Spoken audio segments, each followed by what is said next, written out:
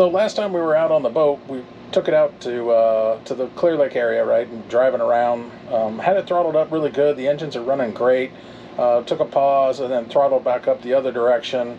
Started heading out towards the bridge, and everything was going good right up until we got a warning alarm. And so there was an alarm going off, let us know that we're overheating on the starboard engine. So we got back, we called our mechanic to come out and take a look at it. And so what we're seeing here is this little piece right here, a little piece of rubber, apparently was floating around in the lake. That got sucked up into our freshwater or raw water intake that we use to cool the engines off with.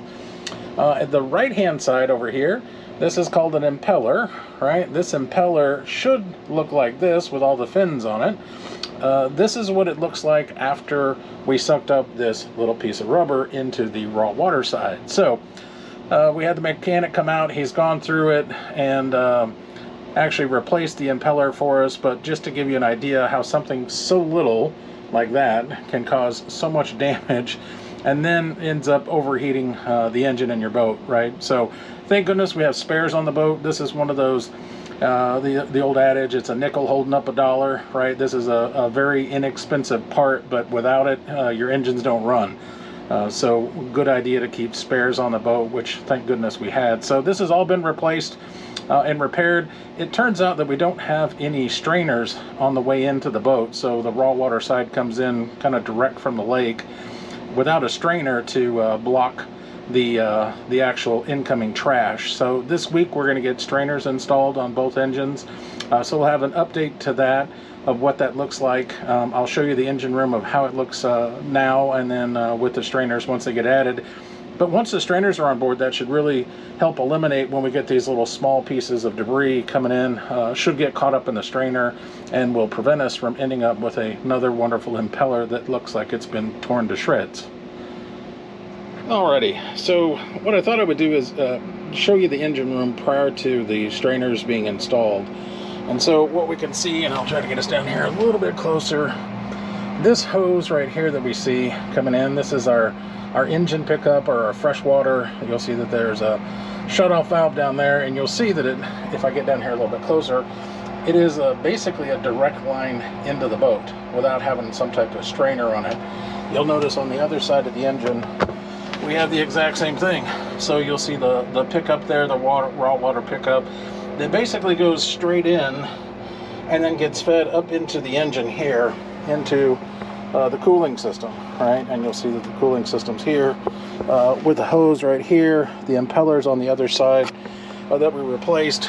It's tied into the pulley system over there, but then that comes into our exhaust here, right, and this manifold down here into the heat exchanger, and then out is how we do all of the cooling. So next time we're down here, what we'll see is we have the mechanic coming out this week, is that we're going to put freshwater strainers on both of these intakes that we see on both the port and starboard engine.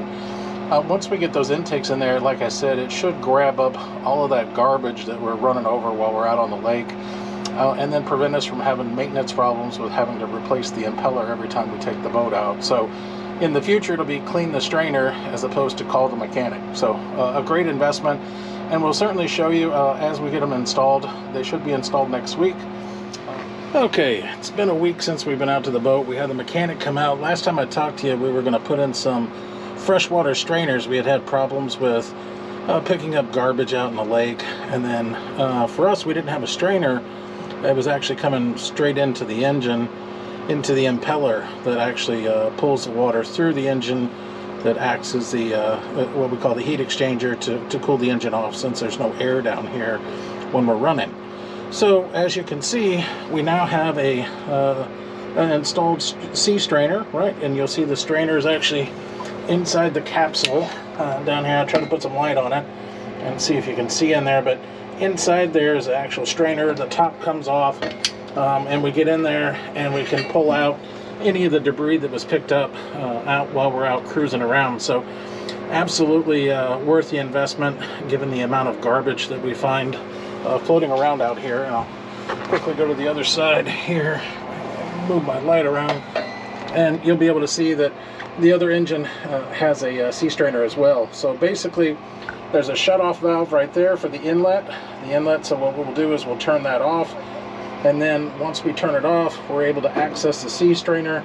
It is a top load, if you will, so we basically come to the top of the sea strainer, we unscrew it, just needs to be hand tight, and then inside, which I know is a bit hard to see, there's actually a strainer device that will empty out and should be collecting all of the garbage for us. So again, a lot more durability for our engines, less worry about running over things while we're out in the lake. So a good investment overall.